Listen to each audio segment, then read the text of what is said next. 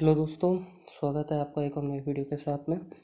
जो यार ये वीडियो होने वाली है, ये वीडियो सीरीज़ जो हमारी होने वाली है, ये नेक्स्ट एग्ज़ाम के लिए होने वाली है आपकी, जो कि सहायक लेखाकार का होने वाला है, यानी कि असिस्टेंट अकाउंटेंट का होने वाला है 2021 में।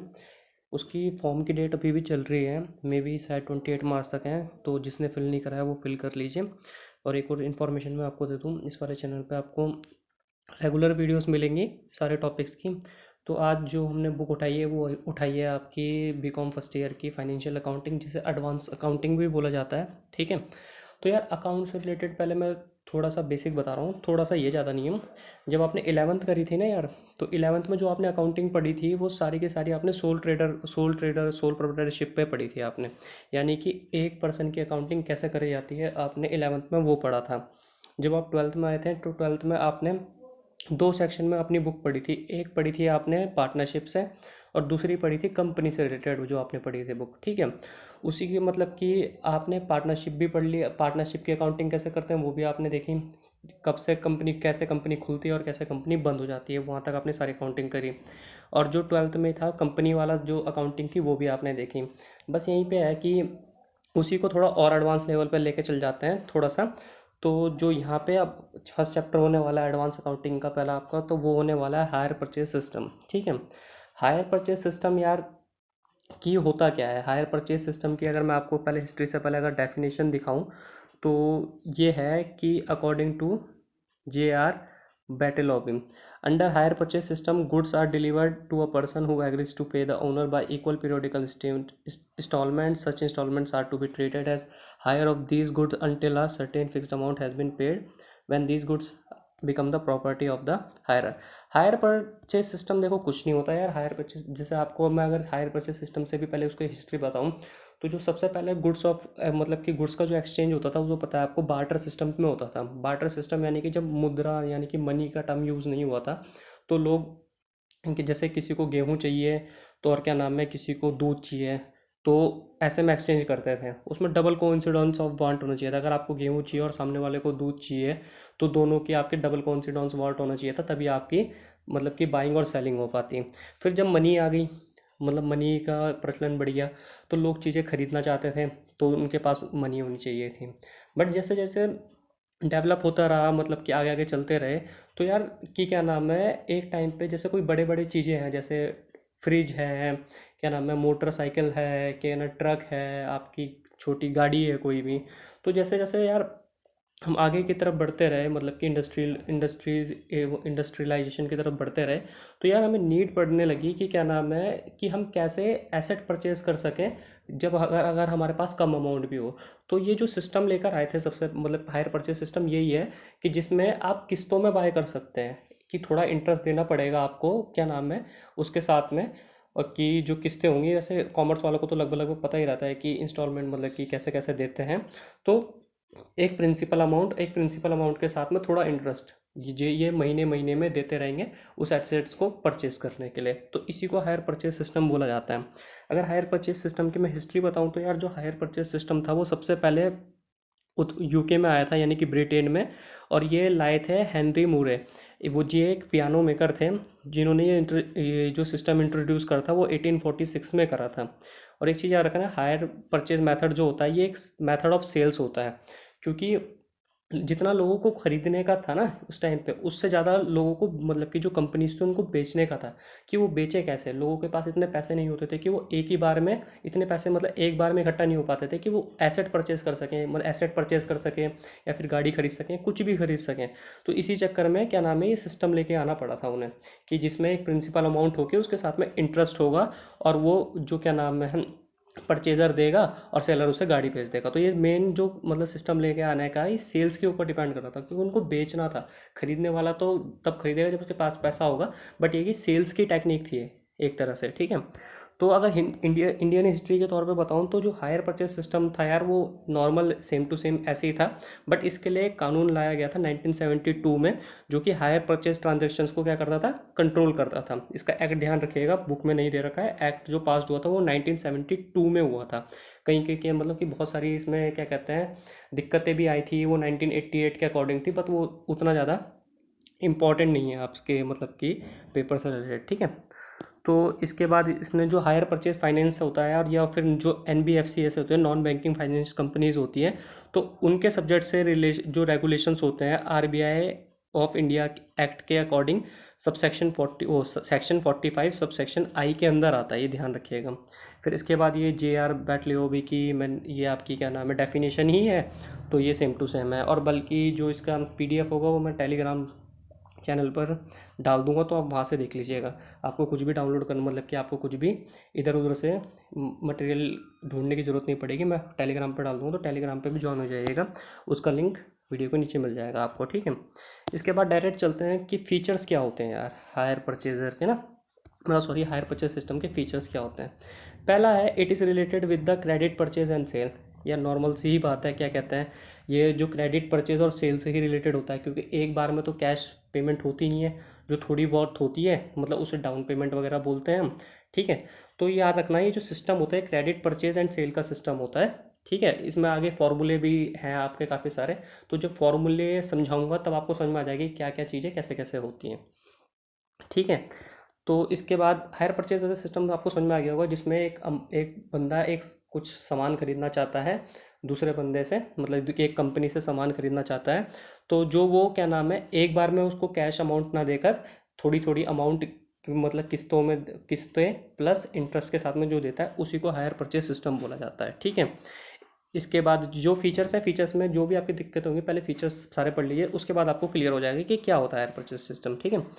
इसके बाद इसने बोला है there is an agreement between the hire purchase and hire vendor, ठीक है। ये एक जो हायर परचेज सिस्टम होता है ये एक एग्रीमेंट होता है हायर परचेजर और हायर वेंडर के बीच में, कि यार हम जो जो पर्सनस हैं उनके बीच में एग्रीमेंट हो रहा है। जैसे अगर बाई चांस आप अपनी जो गाड़ी है या फिर स्कूटी है वो किसी को सेल कर रहे हैं, ठीक है, वैसे नॉर्मल तौर पे बता रहा हूँ, तो क्या होगा वो आप दोनों के बीच में एक एग्रीमेंट हो गया, कि एग्रीमेंट हाँ कि यार तू मुझे भेज दियो और मैं तेरे से खरीद लूँगा। एग्रीमेंट और कॉन्ट्रैक्ट में थोड़ा सा डिफरेंस होता है। एग्रीमेंट वो होता है कि जिसमें हम मौके क्या मतलब कि किस बोल देते हैं कि हाँ यार मैं तेरे को बेच दूंगा सामान, ठीक है। कॉन्ट्रैक्ट क्या होता है जब वो लीगली बाइंड हो जाता है, कि क्या नाम है आपने लीगली साइन करवा दिए हैं, कि क्या नाम है हाँ भाई ये कॉन्ट्रैक्ट हो गया हमारा, इसने गाड़ी मुझे बेचनी है और मैंने इसे पैसे देने हैं।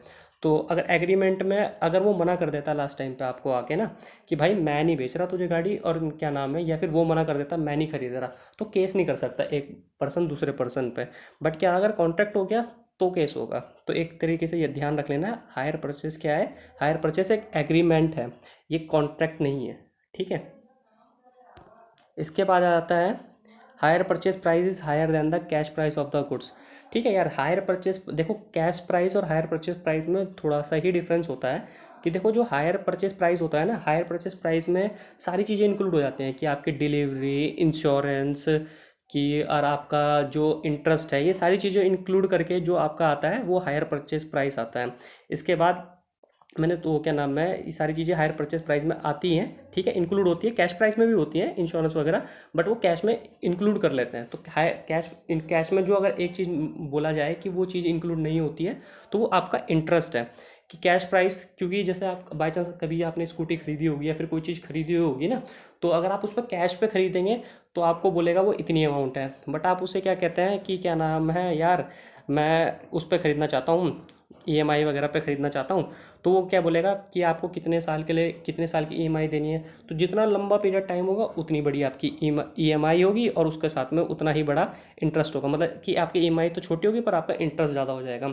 तो जितना कम टाइम होगा आपका इंटरेस्ट भी उतना कम होगा, ये ध्यान रखें। तो कैश प्राइस में इंटरेस्ट इंक्लूड नहीं होता, तो कैश प्राइस हमेशा कम होगा, हायर परचेज हमेशा ज़्यादा होगा, क्योंकि उसमें इंटरेस्ट भी इंक्लूड होता है, तो नॉर्मल सी बात है वो उसका प्राइस ज़्यादा ही होगा। चौथा आ जाता है इसके बाद आपका जो हायर परचेज़र होता है, वो जनरली एक डाउन पेमेंट करता है, इनिशियल पेमेंट भी बोलते हैं, जब एग्रीमेंट साइन कर रहे होते हैं कि क्या नाम है यार हम मेरे को आपका जो फ्रिज खरीदना है, मुझे आपकी मतलब कि स्कूटी खरीदनी है, ठीक है, आपकी कंपनी से। और जो बैलेंस बचा हुआ होता है, यानी कि समझ लीजिए अगर 80,000 की स्कूटी है और आपने 20,000 डाउन पेमेंट कर दी है, तो जो बची हुई अमाउंट होगी उस पर आपका इंटरेस्ट लगेगा, ठीक है। अगर बाई चांस आपने 40,000 डाउन पेमेंट कर दिया है, तो जो बचा हुआ होगा उसको लोन की तरह ट्रीट करा जाएगा, कि वो आपकी तरफ वो आप पे ऊपर क्या है लोन है, जिसके ऊपर आपको EMI देनी है, और साथ साथ में मंथली का मतलब जो इंटरेस्ट लगेगा उस पर वो देना है। और ये ज़्यादातर return down value method system होता है कि जैसे जैसे किस्त घटती जाती है ना, कम होती जाती है, तो जो बची हुई नेट वैल्यू होती है उस पर आपका लग रहा होता है इंटरेस्ट। ठीक है, अलग अलग कंपनीज का अलग अलग है रेट, तो करेक्ट मुझे पता नहीं है अभी, पर ये है कि अगर क्या नाम है रेट इधर उधर से सर्च करके अपने फ्रेंड वगैरह से पूछ के, क्योंकि वो फाइनेंस कंपनी वगैरह में है, तो मैं आपको बताता हूँ।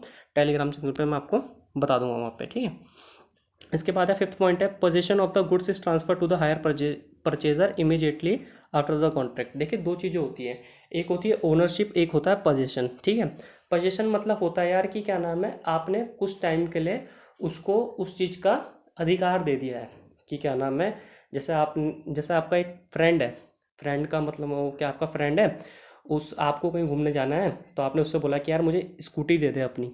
ठीक है, उसने आपको स्कूटी दे दी अपनी, तो क्या कहता है उसने अपनी जो स्कूटी आपको दी है ना, वो आपको पोजीशन दिया है उसने, यानी कि जब तक आप घूमने जा रहे हैं तब तक के उस स्कूटी के लिए आपको अधिकार दिया है उसने। ये क्या नाम है, मालिकाना हक नहीं दिया उसने आपको, उसने क्या दिया मतलब कि ओनरशिप आपको ट्रांसफ़र नहीं करी है, उसने सिर्फ पोजीशन दिया है आपको ट्रांसफ़र करने के लिए कि कुछ टाइम के लिए यूज़ कर ले भाई जब तक तू कर रहा है। ठीक है, उसके बाद क्या नाम है वापस कर दियो मुझे।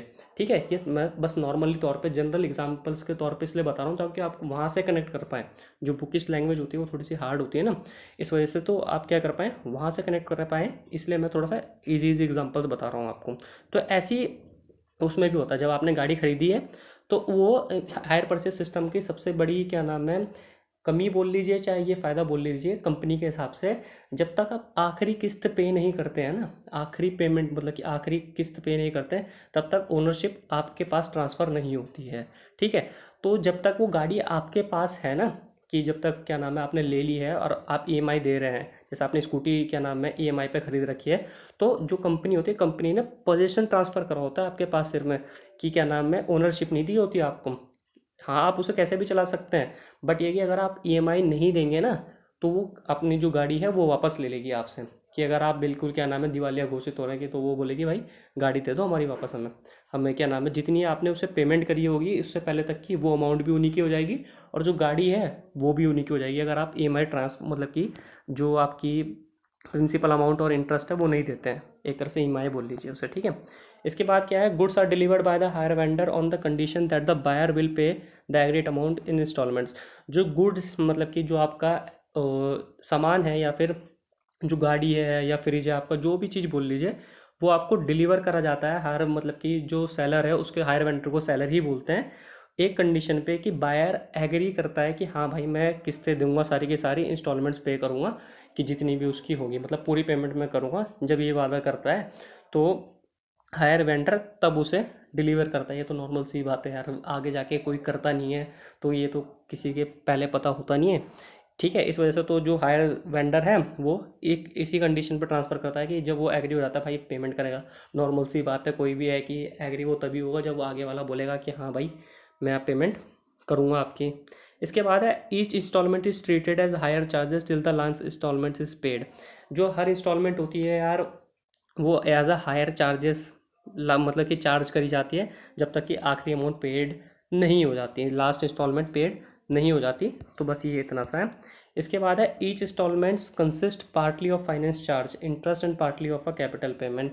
जो हर इंस्टॉलमेंट होती है यार वो फाइनेंस मतलब कि पार्टली फाइनेंस चार्ज होती है इंटरेस्ट जो होता है, और पार्टली ही कैपिटल पेमेंट होती है जो कैश वैल्यू होती है, क्योंकि एक होती है आपके प्रिंसिपल अमाउंट होती है और एक होता है उस पर जाने वाला इंटरेस्ट। तो इसलिए इसने बोला है कि जो हर इंस्टॉलमेंट कंसिस्ट करती है वो पार्टली फाइनेंस चार्ज कंसिस्ट करती है जिसे हम इंटरेस्ट बोलते हैं, और पार्टली ही कैपिटल पेमेंट क्या करती है कंसिस्ट करती है जिसे हम कैश वैल्यू बोलते हैं, जिसे प्रिंसिपल अमाउंट भी बोल रहे हैं नॉर्मल तौर पे। ठीक है, इसके बाद है ninth, ownership of the goods remain with the seller of the goods till the last installment is paid to him. ये मैं ऊपर ही समझा चुका हूँ, जो मालिकाना हक होता है वो क्या नाम है बेचने वाली कंपनी के पास ही रहता है जब तक कि जो बायर खरीदने वाला है वो आखिरी किस्त पे नहीं कर देता।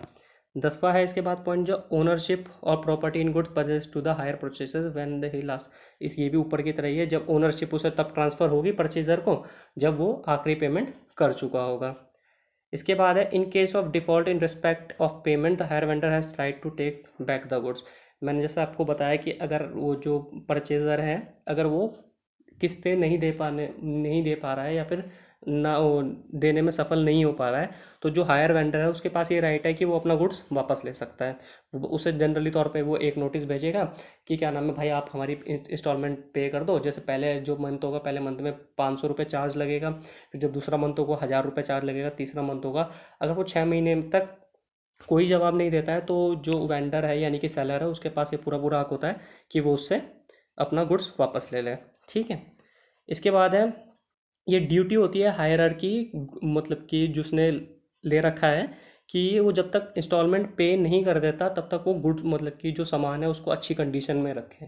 मतलब ठीक ठाक सा, ये नहीं कि बिल्कुल सड़ा दिया है, जैसे स्कूटी है तो उसे ठोक दिया, एक्सीडेंट करवा लिया है उसके कई वाले ज़्यादा ना, तो ऐसा ठीक नहीं होता। क्योंकि अगर अगर आप पेमेंट नहीं करेंगे तो आप पे वो क्या नाम है, आपको मतलब कि कोर्ट में केस करेंगे आपके खिलाफ कि क्या नाम है, कि गाड़ी की जो पूरी पेमेंट है अगर आप नहीं कर पा रहे हैं उससे रिलेटेड, और क्या नाम है जो आपने पेमेंट कर रखी है वो तो उनकी होगी होगी, बट ये कि जैसे स्कूटी की वैल्यू वो नहीं निकल पा रही है, जो आपने पे मतलब जो अमाउंट पे करी है नहीं करी है आपने उन्हें, मतलब जो आपकी अमाउंट ड्यू है वो कम है स्कूटी की सेल वैल्यू से भी, तो वो आप पे और केस कर सकती है, और क्या नाम है कंपनसेशन के लिए कोर्ट में आपके पास क्या नाम है केस कर सकती है आपके ऊपर। ठीक है। इसके बाद है, hire is to right to terminate the agreement at any time before the property so passes. ठीक है।